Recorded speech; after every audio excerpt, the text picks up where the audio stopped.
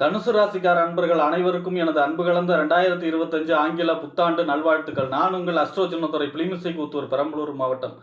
இந்த 2025ஆம் ஆண்டு தனுசு ராசிக்காரர்களுக்கு எப்படிப்பட்ட பலன்கள் ஏற்படும், நடக்கக்கூடிய சாதக பலன்கள் என்ன, பாதக பலன்கள் என்ன, இந்த 2025ஆம் ஆண்டு தனுசு ராசிக்காரர்கள் கவனமாக இருக்க வேண்டிய விஷயங்கள் என்ன, எந்தெந்த விஷயங்களை செய்யலாம், தைரியமாக செய்யலாம், இந்த 2025ஆம் ஆண்டு தனுசு ராசிக்காரர்களை அதிர்ஷ்டகரமான வருடமாக மாற்றிக்கொள்வதற்காக செய்யக்கூடிய வழிபாடுகள், பரிகாரங்கள்லாம் என்ன என்பதை பற்றி இந்த காணொளியிலே பார்ப்போம். இதுபோன்ற தொடர்ந்து ஜோதிட தகவல்களை பெறவும், தமிழ் மாத ராசி பலன்களை தெரிந்து கொள்ளவும் நமது சேனல் ஆஸ்ட்ரோ சின்னத்துறையை சப்ஸ்கிரைப் செய்து கொள்ளுங்கள், லைக் பண்ணுங்க, நண்பர்களுக்கு ஷேர் பண்ணுங்க. இந்த 2025ஆம் ஆண்டு அப்படிங்கிறதே 9ஆம் நம்பர் செவ்வாயுடைய ஆதிக்கம், நியூமராலஜிப்படி செவ்வாயுடைய ஆதிக்கம் நிறைந்த வருஷம். அதே போல் தமிழ் வருஷம் குரோதி வருஷம். இந்த குரோதி வருஷத்துடைய ராஜா யார் அப்படின்னா செவ்வாய் தான்.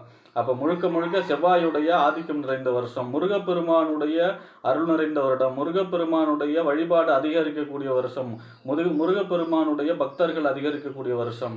அதே போல் நிலம் சம்பந்தமான ரியல் எஸ்டேட் தொழில் செய்பவர்களுக்கு யோகமான வருஷம். அதே விவசாயம் சம்பந்தமாக விவசாயம் செழிக்கக்கூடிய வருஷம். அதே போல் பார்த்திங்கன்னா இந்த இயந்திரத்தை வைத்து தொழில் செய்பவர்கள், அதாவது இயந்திரத்தினுடைய பயன்பாடு அதிகரிக்கும், புதிய இயந்திரம் கண்டுபிடிக்கக்கூடிய அமைப்பு, இயந்திரத்தை வைத்து தொழில் செய்பவர்களுக்கு யோகம். அதனால் வேலை இழப்புகளும் ஏற்படுவதற்கு வாய்ப்பு இருக்கிறது. சாலை விபத்துகள் அதிகமாக இருப்பதால் அதிலும் கவனமாக இருக்க வேண்டும். அதே போல் இப்போ செவ்வாய்னா போலீஸ், இராணுவம், மிலிட்ரி இல்லையா, அப்போ எப்போவுமே பல நாடுகளில் எல்லை பிரச்சனையோட போர் பதற்றம் இந்த மாதிரியான படபடப்போடைய வச்சிருக்கக்கூடிய வருடமாக இருக்கும். புரட்சி வெடிக்கும், பல நாடுகளில் புரட்சிகாரகன் செவ்வாய், புரட்சி வெடிக்கக்கூடிய அமைப்பெல்லாம் இப்படிப்பட்ட இந்த 2025ஆம் ஆண்டு தனுசு ராசிக்காரர்களை பொறுத்த வரைக்கும் உங்கள் ராசிநாதன் குரு, உங்கள் ராசிக்கும் 4ஆம் இடம், வீடு, வண்டி, வாகனம், மனை, தாயார் சொத்து, சுகஸ்தானத்துக்கு அதிபதி குரு. அதாவது வருடம் தொடங்கி மே மாதம் வரைக்குமே பார்த்தீங்கன்னா 6ஆம் இடத்துல சஞ்சரிக்கிறார். பொதுவாக ராசி அதிபதி 6ஆம் இடத்துல சஞ்சரிப்பது நன்மை இல்லை. அதாவது நோய், எதிரி, வம்பு, வழக்கு, கடன் ஸ்தானம், உத்தியோகஸ்தானத்தில் போய் சஞ்சரிக்கிறார். அப்போ 6ஆம் இடத்துல சஞ்சரித்தால் ஆரோக்கியத்தில் அக்கறை செலுத்த வேண்டும். கோர்ட்டு கேஸு, வம்பு வழக்குகளை சந்திக்கக்கூடிய அமைப்பாக இருக்கிறது. வண்டி வாகனங்களில் கவனமாக இருக்க வேண்டும். கடன் பிரச்சனை சம்பந்தமான பிரச்சனைகளை அதிகமாக, பொருளாதாரம் சம்பந்தமான பிரச்சனைகளை அதிகமாக சந்திக்கக்கூடிய அமைப்பாக இருக்கும். நிலம், இட சம்பந்தமான பிரச்சனைகளை சந்திக்கக்கூடிய அமைப்பு. தாயாருடைய ஆரோக்கியத்தில் அக்கறை செலுத்த வேண்டும். அதே போல் பார்த்திங்கன்னா தன்னுடைய சுகம், அவர் கம்ஃபர்டபுளாக இருக்கும் அப்படிங்கிற மாதிரியான நிலைமை இல்லாமல் இருக்கும். எது வரைக்கும்னா மே மாதம் வரைக்கும். ஏன்னா குரு உங்கள் ராசிநாதன் 4ஆம் இடத்தை பற்றி போய் 6ல் மறைகிறார். அப்படிங்கும்போது குரு 6ல் மறைவது நன்மையான பலன்கள் இல்லை. இந்த 6ஆம் இடத்து குரு பொருளாதார சம்பந்தமான சிக்கலைகளை கொடுக்கும். அதே மாதிரி ஆரோக்கியத்தில் பிரச்சனையை கொடுக்கும். அதே போல் பார்த்திங்கன்னா அதாவது கொடுத்த வாக்கை காப்பாற்ற முடியாத சூழ்நிலை உருவாக்கக்கூடிய அமைப்பாக இருக்கும். சுடுசொல்லை கொடுக்கக்கூடிய அமைப்பாக இருக்கும். இந்த மே மாதத்திற்கு பிறகு பார்த்தீங்கன்னா குரு உங்கள் ராசிநாதன் ப்ளஸ் 4ஆம் இடத்த அதிபதி 7ஆம் இடத்துல சஞ்சரிக்கிறார். 7ஆம் இடங்கிறது கணவன் அல்லது மனைவி ஸ்தானம், வாழ்க்கை துணை ஸ்தானம், நண்பர்கள் ஸ்தானம், கூட்டு தொழில் ஸ்தானம், சமூகம், வாடிக்கையாளர்களை சொல்லக்கூடிய இடம். நேராக 7வது பார்வையாக உங்கள் ராசியே பார்க்குறார். ராசிநாதன் 7லேருந்து ராசியை 7வது பார்வையாக முழு பார்வையோடு பார்க்குறார். அதாவது மிகப்பெரிய நன்மைகளை நடைபெறக்கூடும். அதாவது மே மாதத்திற்கு பிறகு மிகப்பெரிய நன்மைகளை நடைபெறும். ஏன்னா தனுசு ராசிக்காரர்களை பொறுத்த வரைக்கும் கண்டினியூவாக 7.5 முடிஞ்சுது. அதுக்கப்புறம் மழை விட்டும் துவானம் விடாத மாதிரி குருவுடைய ராசிநாதனுடைய கோச்சாரம் சரியில்லை. மே மாதத்திற்கு பிறகு ஒரு வழியாக எல்லாமே க்ளோஸ். அதாவது அதன் பிறகு தனுசு ராசிக்காரர்களை பொறுத்த வரைக்கும் எடுத்த காரியம் அனைத்தும் வெற்றி தான். நினைத்த காரியம் நினைத்தபடியே நடக்கக்கூடிய அமைப்பு. திருமணம் சம்பந்தமான முயற்சிகள் கைகூடும். வீட்டிலே அனைத்து விதமான சுபகாரியங்களும் நடைபெறும். அதாவது திருமணம், குழந்தை பேரு, கரு உண்டாகக்கூடிய அமைப்பு, அனைத்து விதமான சுபகாரியம், தொழில் வளர்ச்சி, வருமானம் பெருகக்கூடிய அமைப்பு, குடும்பத்திலே சுப நிகழ்ச்சிகள் நடக்கக்கூடிய அமைப்பு, தொழில், அதாவது 7ஆம் இடங்கிறது தொழிலை விரிவுபடுத்துறது, அதாவது பார்ட்னர் வச்சு தொழில் செய்கிறது, அந்த மாதிரியான யோகம்.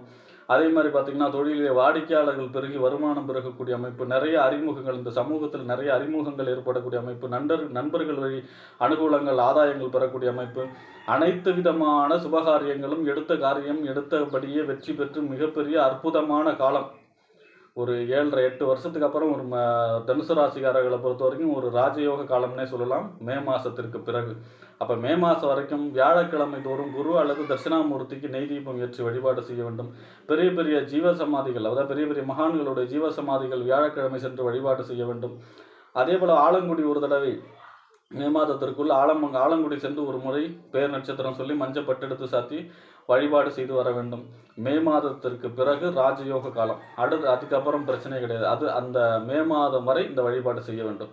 அடுத்ததாக சனி உங்கள் ராசிக்கு 2ஆம் இடம், வாக்கு தனம் குடும்பஸ்தானம் வருமான ஸ்தானத்திற்கும் 3ஆம் இடம் என்று சொல்லக்கூடிய முயற்சி ஸ்தானம், வெற்றி ஸ்தானம், இளைய சகோதர ஸ்தானம், ஒப்பந்தம், கையெழுத்தை சொல்லக்கூடிய இடம். இந்த 2க்கும் 3க்கும் உடையவர் சனி 3ஆம் இடத்துல சஞ்சரிக்கிறார் மார்ச் மாதம் 29ஆம் தேதி வரைக்கும். பொதுவாக சனி 3ஆம் இடத்துல சஞ்சரிப்பது யோகம். ஏன் அப்படின்னா பாப கிரகங்கள் எப்பவுமே 3, 6, 10, 11 சஞ்சரித்தால் நன்மை செய்யும். அந்த வரிசையில் 3ஆம் இடத்துல சனி சஞ்சரிப்பது யோகம். எடுத்த காரியத்திலே வெற்றி கொடுக்கக்கூடிய அமைப்பு, தடை தாமதமாக இருந்தாலும் வெற்றி பெறக்கூடிய அமைப்பு. அதே போல் பார்த்திங்கன்னா இளைய சகோதர வழி அனுகூலங்கள், ஆதாயங்கள். அதே போல் பார்த்திங்கன்னா ஒப்பந்தம், கையெழுத்து மூலமாக அனுகூலங்கள், ஆதாயங்கள். அதாவது ஒரு தைரியம் பிறக்கக்கூடிய அமைப்பாக இருக்கும். மார்ச் 29க்கு பிறகு 4ஆம் இடத்துல சனி சஞ்சரிப்பார். அர்த்த அஷ்டம சனி அப்படின்னு சொல்லுவாங்க. அதாவது வண்டி வாகனங்களில் கவனமாக இருக்கணும், நிலம் இட சம்பந்தமான பிரச்சனை விஷயத்தில் கவனமாக இருக்க வேண்டும். அதே போல் பார்த்திங்கன்னா தாயாருடைய ஆரோக்கியத்திலே அக்கறை செலுத்த வேண்டும். தாயாருடைய ஆரோக்கியத்தில் அக்கறை செலுத்த வேண்டும். ஆக 4ஆம் இடத்திலே அர்த்தாஷ்டம சனியாக சஞ்சரிப்பார். பொதுவாக நம்ம சனியோட கோச்சாரத்தில் 7.5 சனி, அதுலேயும் ஜென்ம சனி, அஷ்டம சனி, இந்த சனிக்கு தான் பயப்படுவோம். பாக்கி இருக்கிற சனிலாம் பெருசாக நம்ம தீமைகளை செய்யாது. அர்த்தாஷ்டம சனி, அஷ்டம சனியில் பாதி தான், அதை பற்றி கவலைப்பட தேவையில்லை. தேய்பிரை அஷ்டமியில் காலபைரவர் வழிபாடு, சனிக்கிழமை அசைவம் சாப்பிடாமல் இருக்கிறது, கருப்பு எள்ளு கலந்த சாத்த சனிக்கிழமை காகத்து வைக்கிறது, இது மாதிரிலாம் செய்யும் பொழுது அந்த அர்த்தாஷ்டம சனியால் துளி கூட பாதிப்பு ஏற்படுத்தாது. ஆக சனியும் உங்களுக்கு இந்த 2025ஆம் ஆண்டு மிக மிக மிக மிக அனுகூலமான பலன்கள் இருக்கிறார். ஃபஸ்ட் எடுத்தோன்னே உங்களுக்கு உங்களோட ராசிநாதன் குரு தான். அடுத்தது பார்த்தீங்கன்னா இந்த சனியும் நன்மையான பலன்களையே தர இருக்கிறார். அதுக்கு அடுத்து அவர் பார்த்தீங்கன்னா கேது உங்கள் ராசிக்கு 10ஆம் இடத்துல சந்திருக்கிறார். சித்திரை மாதம் ஏப்ரல் மாதம் வரைக்கும் 10ஆம் இடத்துல தொழில், புகழ், அந்தஸ்து, கௌரவம் என்று சொல்லக்கூடிய 10ஆம் இடத்துல சந்திருக்கிறார். அதாவது சொல்லுவாங்கள்ல 10ல் ஒரு பாதியாவது இருக்க வேண்டும், அப்போ தான் தொழில் வளர்ச்சி இருக்கும். மருத்துவத்துறையில் இருக்கிறவங்களுக்கு யோகம். அதே போல் நிர்வாகம் சம்பந்தமான தொழில் செய்கிறவங்களுக்கு யோகம். 10ஆம் இடத்துல கேது இருக்கும் பொழுது தொழில் சம்பந்தமாக போட்டி பொறாமைகள் இருக்கும். அந்த விஷயத்தில் மட்டும் கவனமாக இருக்கின்றோம். விநாயகப் பெருமானை வழிபாடு செய்ய வேண்டும். திங்கட்கிழமையிலே விநாயகருக்கு அருகம்புல் சாத்தி தேங்காய் எண்ணெயில் விளக்கேற்றி வழிபாடு செய்யும் பொழுது தொழில் வளர்ச்சி அபரிவிதமாக இருக்கும். அதாவது சித்திரை மாதம் ஏப்ரல் மாதத்திற்கு பிறகு, சித்திரைக்கு பிறகு பார்த்தீங்கன்னா 9ஆம் இடத்துக்கு வந்துடுவார். 9ஆம் இடம் என்பது தந்தை ஸ்தானம், பாக்கியஸ்தானம், தொலைதூர பயணம், குரு, பக்தி, தெய்வம். அதான் முக்கியம். தந்தையிடம் விட்டு கொடுத்து செல்ல வேண்டும். அதே போல் பார்த்திங்கன்னா தொலைதூர பயணங்களில் ஒரு முறைக்கு பல முறை யோசிக்கணும். முக்கியமாக நிறைய சேத்திர தரிசனம், நிறையா ஆன்மீக சுற்றுலா செல்லக்கூடிய அமைப்பு, தெய்வத்துடைய அருள் பெற கிடைக்கக்கூடிய அமைப்பு. கேதுவே ஆன்மீக கிரகம். குரு, அதாவது உங்களுக்கு சரியான குரு கிடைக்கக்கூடிய அமைப்பு, பெரிய மகான்களுடைய ஆசீர்வாதம் கிடைக்கக்கூடிய அமைப்பு, உங்களுக்கு இருக்கக்கூடிய குரு உங்களுக்கு பிரதிஷ்டப்படக்கூடிய அமைப்பு, யார் குருன்னு தெரிஞ்சுக்கக்கூடிய அமைப்பு 9ல் கேது இருக்கும்போது. ஆன்மீக பயணம், ஆன்மீகம் சம்பந்தமான கடவுள் யாருன்னு தெரிஞ்சுக்கக்கூடிய, அதாவது உங்களுக்கு ஒரு ஆன்மீக அனுபவங்களை கொடுக்கக்கூடிய அமைப்பாக 9ஆம் இடத்துல கேது சஞ்சரிப்பார். அதாவது ஏப்ரல் மாதத்துக்கு பிறகு, சித்திரைக்கு பிறகு. அடுத்ததாக ராகு உங்கள் ராசிக்கு 4ஆம் இடத்துல வீடு, வண்டி, வாகனம், மனை, தாயார், சொத்து சுகடத்தனத்தில் சஞ்சரிக்கிறார். சித்திரை மாதம் வரை 4ஆம் இடத்துல ராகு இருப்பது யோகம். வீடு கட்டக்கூடிய யோகம் இருக்கும், நிலம் வாங்கக்கூடிய யோகம் இருக்கும். ஏன்னா எந்த இடத்துல ராகு இருந்தாலும் அதை விரிவுபடுத்தும். அப்போ நிலம், வீடு வாங்கக்கூடிய அமைப்பு. தாயாருக்கு மட்டும் தீராத நலியும் பிணியும் கொடுப்பார். அதுவும் தாயாருடைய ஆரோக்கியத்தில் மட்டும் அக்கறை தேவை. மற்றபடி 4ஆம் இடத்துல ராகு இருக்கும் பொழுது வாகனம் வாங்கக்கூடிய அமைப்பு, நிலம் வாங்கக்கூடிய அமைப்பு, வீடு, வண்டி, வாகனம் இதெல்லாம் வாங்கக்கூடிய அமைப்பு, அசையா சொத்துக்கள் வாங்கக்கூடிய அமைப்பாக இருக்கும். சித்திரைக்கு பிறகு, அதாவது சித்திரை மாதத்திற்கு பிறகு உங்கள் ராசிக்கு 3ஆம் இடத்துல வந்துடுவார். பொதுவாக 3ஆம் இடத்துல ராகு இருப்பது மிக மிக அற்புதமான நன்மை. பாவ கிரகங்கள் 3, 6, 10, 11 இருப்பது யோகம் இல்லையா? அந்த வரிசையில் பார்த்தீங்கன்னா 3ஆம் இடத்துல சித்திரைக்கு பிறகு ராகு வரும் பொழுது எடுத்த காரியம், நம்ம ஃபஸ்ட்டு எடுக்கக்கூடிய முயற்சி எல்லாம் 3ஆம் இடம். அப்போ எடுத்த காரியம் எடுத்தபடியே வெற்றி. நம்ம தடையில்லாமல் எடுத்த காரியம் வெற்றி பெறும்.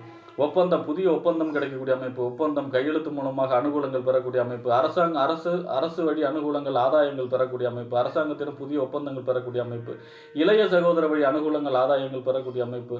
அதே போல் பார்த்திங்கன்னா 3ஆம் இடத்துல ராகு இருக்கும் பொழுது கீர்த்தி, தனக்கு புகழ், அந்தஸ்து, கௌரவம்லாம் உயரக்கூடிய அமைப்பு. அதே போல் பார்த்திங்கன்னா ஒரு தைரியம், வீரியம், இதெல்லாம் எதாக இருந்தாலும் பார்த்துக்கலாம் அப்படிங்கிற மாதிரியான அசட்டு தைரியத்தை கொடுக்கக்கூடிய அமைப்பு. ராகு அதை விட அனுகூலமாக இருக்கிறார். 2025 பொறுத்த வரைக்கும் தனுசு ராசிக்காரர்களுக்கு முன்பாகதியை விட பின்பாதி அமோகமாக இருக்குது. ஒரு ராசிநாதன் குரு 7க்கு வந்துடுவார். ராகு 3ஆம் இடம் வெற்றி ஸ்தானத்துக்கு வந்துடுவார். 3ஆம் இடங்கிறது வெற்றி, எதை தொட்டாலும் வெற்றி. அப்போ 3ஆம் இடத்துல ராகு இருப்பது யோகம். அதே மாதிரி 7ஆம் இடத்துல குரு இருப்பது 7வது பார்வை அவங்க ராசியை பார்ப்பது யோகம். அதே போல் பார்த்திங்கன்னா சனி மட்டும் அர்த்தாஷ்டம சனியாக மார்ச் 29ஆம் தேதிக்கு பிறகு இருப்பார். மற்றபடி உங்களுக்கு அனைத்து விதமான கிரகங்களும் இந்த வருடம் 2025 வருடம் கடந்த ஒரு கிட்டத்தட்ட ஒரு பெரிய ஒரு 6-7 வருஷத்துடைய அந்த நஷ்டங்களை எல்லாம் சரி செய்யக்கூடிய வருடமாக, அதுவும் பார்த்தீங்கன்னா வருடத்தின் மே மாதத்திற்கு பிறகு அமோகமான பலன்களாக வெற்றிகரமான மனிதராக தனுசு ராசியார்கள் ஆக்கக்கூடிய கிரக நிலைகளே இருக்கிறது என்று கூறி விடைபெறுகிறேன். நன்றி, வணக்கம்.